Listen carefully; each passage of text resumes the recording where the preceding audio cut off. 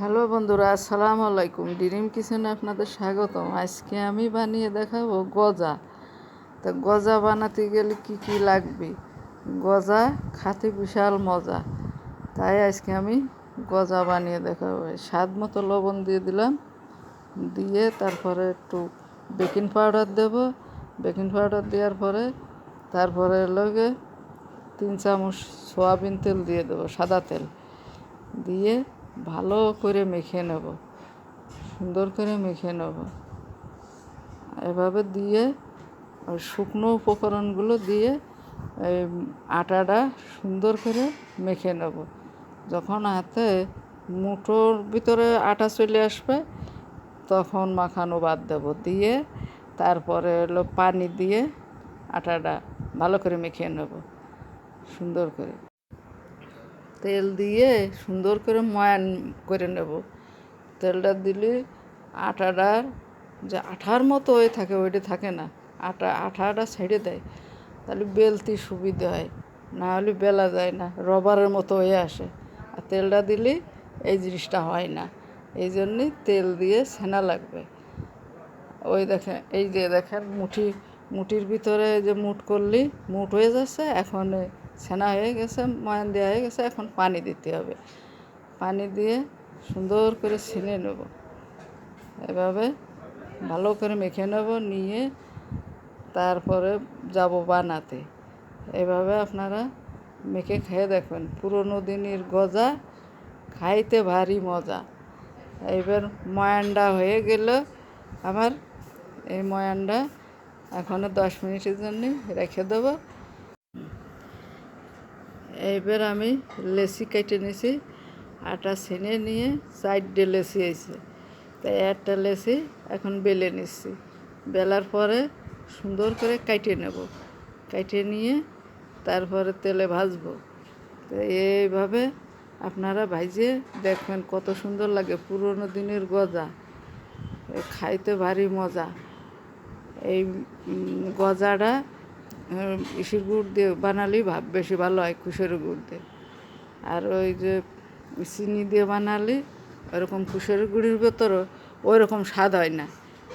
এই কারণে এই যে এইবারে এইভাবে কেটে নেব, 3 ভাগ করে নেব। একটা রুটি 3 ভাগ করে নেব। রুটিটা বেলতে হবে একটু পুরোট করে, বেশি পাতলা হবে না, কারণ কাটতে হবে তো, গজাটা গোল হবে তো, ভাজলি গোল হবে, এই জন্যই রুটিটা একটু পুরোট করে বেলতে হবে।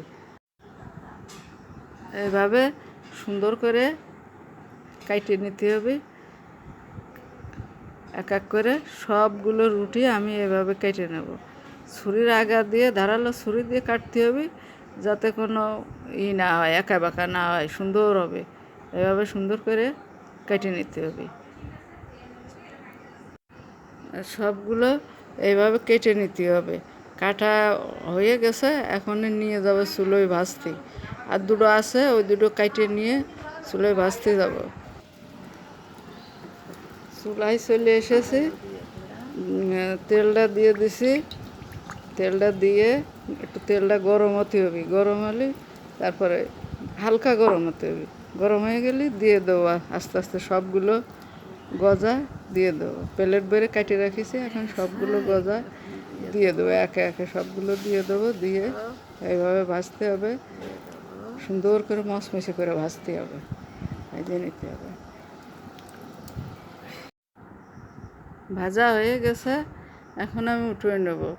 লাল লাল লাল লাল হলে, মচমচে হলে, সুন্দর করে মচমচে হলে আস্তে আস্তে ভাজতে হবে, ওই অল্প জালে, খড়ি কম দিতে হবে, দিয়ে অল্প জালে আস্তে আস্তে করে মচমচে করে ভাজতে হবে, যাতে গুড়টা দিয়ে জ্বালালে মচমচে হয়। শক্ত হলে খাওয়া যায় না, দাঁত ভেঙে যায়। সবগুলো ভাজা হয়ে গেছে দেখুন। এখন আর একটা কড়াইতে গুড় দিয়ে দেবো, দিয়ে গুড়টা একটু গলে যখন জাল হয়ে আটা আটা হবে, তখন আর কি এই গজাগুলো দিয়ে দেবো। এভাবে সবগুলো ভেজে নেব। গুড়টা খুব সুন্দর গুড়, চিনি দিয়ে করলে চিনির এই গুড়ের মতো স্বাদ হয় না। গুড় দিয়ে যেরকম টেস্ট হয়, চিনি দিয়ে করলে অত স্বাদ হয় না, এই জন্যই গুড় দিয়ে করারই নিয়ম। আগেকার মানুষ গুড় দিয়ে করেছে, এখনও আমি গুড় দিয়েই করবো। আজকে আমি গুড় দিয়েই করবো, গুড় দিয়ে করে দেখাবো সবারই। গুড়টা নাড়িয়ে দেখো, হাতে উঠোই একটু খুন্তিতে একটু হাতে উঠে দেখো, যদি এরকম হাতে এরকম চ্যাট চ্যাট করে আটা আটা হয়ে যায়, এরকম টান দেয় সুতোর মতো, ঠিক তখনই ওইগুলো দিয়ে দিতে হবে, গজাগুলো দিয়ে দিতে হবে, দিয়ে নাড়তে হবে। গুড়টা গজার গায়ে সব লেগে যাবে, সুন্দরভাবে লেগে যাবে। এইভাবে গজাটা বানাতে হবে। এভাবে নাড়তে নাড়তে গুড়টা যখনই টাইনিয়ে যাবে, ওর গায়ে একদম গজার গায়ে জড়ায় যাবে, তখন একটু আটা ছিটিয়ে দিয়ে তাই নামাই ফেলতে হবে। আটাটা দিলেই গজার গায়ে জড়ায় যায়, মনে হয় যে গুড় অনেক মাখানো হয়ে গেছে। এরপর এভাবে দিতে হবে, যে আটাটা দিয়ে দিলাম, দিয়ে তারপরে নামাই নেবানে হয়ে যাবে না। এখন আমার গজাটা হয়ে গেছে, এখন আমি নামিয়ে নেব। নামিয়ে নিয়ে পরিবেশন করব। সুন্দর হয়েছে, একদম পারফেক্ট হয়েছে গজাটা। গায়ে একদম গুড় আইটে আইটে আছে, দেখতে খুব ভালো লাগতেছে, খুব সুন্দর হয়েছে। দেখুন বন্ধুরা, আমার গজাটা কত সুন্দর হয়েছে।